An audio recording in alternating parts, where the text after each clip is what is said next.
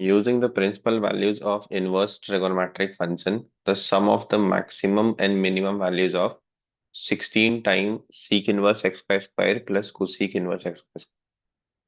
तो यहाँ पे हम लोग sec इनवर्स x को t एज्यूम कर लेते हैं। Late us assume sec inverse x is t।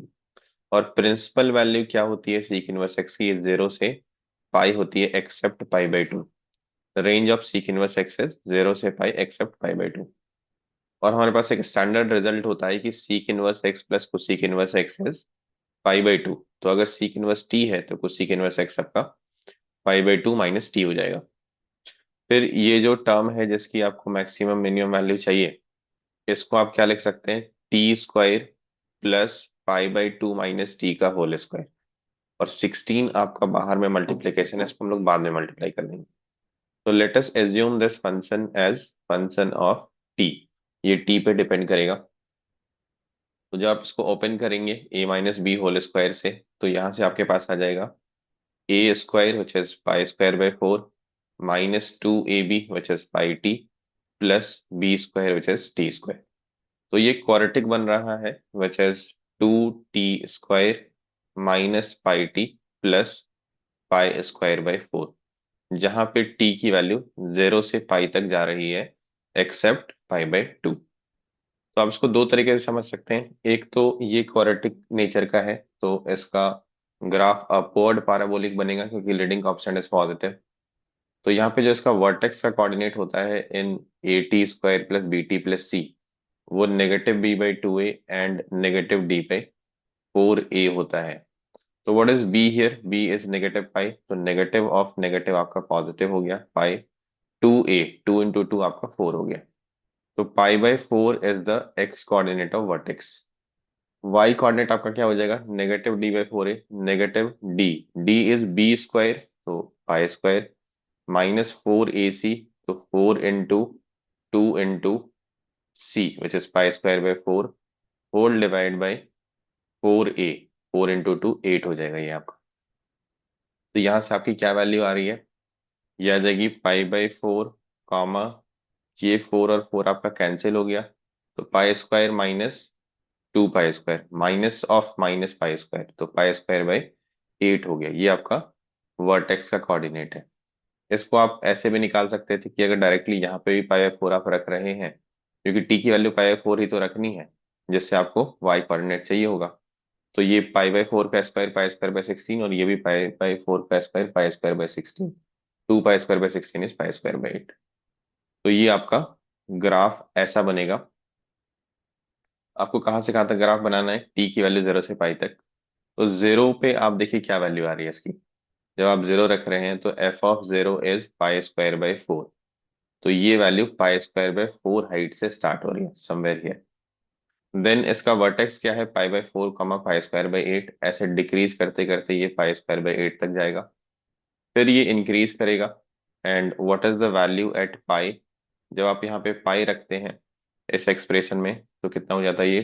To pi square minus pi square plus pi square by four which is five pi square by four. तो ये value आपकी increase करते करते five pi square by four तक चली जाती है। अच्छा, बीच में यहाँ इसको पाई बाय टू नहीं लेना है, तो पाई बाय टू पे क्या वैल्यू आती है अगर आप पाई बाय टू लेते? तो पाई बाय टू अगर आप पुट करते तो ये आपका हो जाता two into pi square by four, मतलब pi square by two minus pi square by two plus pi square by four, मतलब आपकी पाई स्क्वायर बाय फोर ही हाइट आती। तो यहाँ पे आप ये चीज रिमूव कर सकते हैं by marking it as hollow circle, कि ये हाइट यहाँ पे मिसिंग है। लेकिन जो हाइट मिसिंग है वो आपको ऑलरेडी इधर मिल रही है। पाई square by four is coming at zero. तो वो हाइट आपको मिल रही है, ऐसा नहीं कि कुछ मिसिंग हो रहा है आपका। That height is coming corresponding to T equal to zero. तो इसका जो रेंज जा रहा है वो मिनिमम वैल्यू यहाँ पे आ रही है। मिनिमम वैल्यू इसकी आ रही है, minimum value is this vertex का Y coordinate pi square by eight. और मैक्सिमम वैल्यू आपकी पाई पे आ रही है which is five pi square by four. तो मैक्सिमम वैल्यू इसका हो गया five pi square by four. Now what we have to do? We have to multiply it by sixteen. Sixteen बाहर में था, हम लोगों ने उसको स्टार्टिंग से स्किप किया हुआ है, इसको एफ टी कंसिडर किया है। And then minimum maximum value की समेशन चाहिए। तो 16 times the minimum and maximum value का समेशन। तो pi square by 8 plus 5 pi square by 4। इसको सिंप्लीफाई करिए आप, 8 एलसीएम ले लीजिए, तो यहाँ से पाई स्क्वायर हो जाएगा और यहाँ से आपका 10 पाई स्क्वायर हो जाएगा।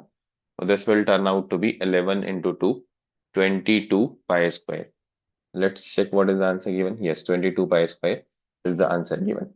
एक चीज आप और कर सकते थे, जैसे आपका एफ टी आ गया ना, method 2 will be f of t is equal to 2t square minus pi T plus pi square by 4।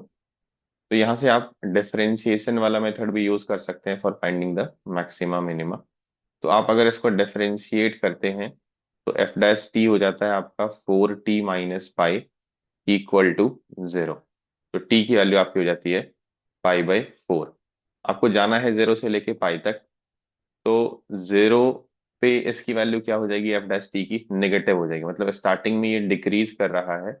And than pi by 4 पे इसका पॉइंट ऑफ मिनिमा हो जाएगा, फिर डिक्रीज करते हुए जाएगा। एंड आफ्टर पाई बाई 4 ये इंक्रीज करेगा। तो यहां से भी आप समझ सकते हैं कि 0 और पाई दोनों में से कहीं एक जगह पे मैक्सिमा होगा। तो आप 0 और पाई पे वैल्यू निकाल ही चुके हैं। पाई स्क्वायर बाय 4 और 5 पाई स्क्वायर बाय 4, क्लियरली ये आपका लीड कर रहा है। 5 पाई स्क्वायर बाय 4 तो मैक्सिमम वैल्यू हो जाएगी। एंड पाई बाय 4 पे जो आप वैल्यू निकालेंगे, जो वर्टेक्स का वाई कोऑर्डिनेट है, वो उसकी मिनिमम वैल्यू हो जाएगी, विच इज पाई स्क्वायर बाय 8। तो इस तरह से भी आप इसको क्वेश्चन को सॉल्व कर सकते थे। 16 स्टार्टिंग से ही हम लोगों ने बाहर कॉमन रखा है, तो लास्ट में हम लोगों ने 16 से इसको मल्टीप्लाई किया।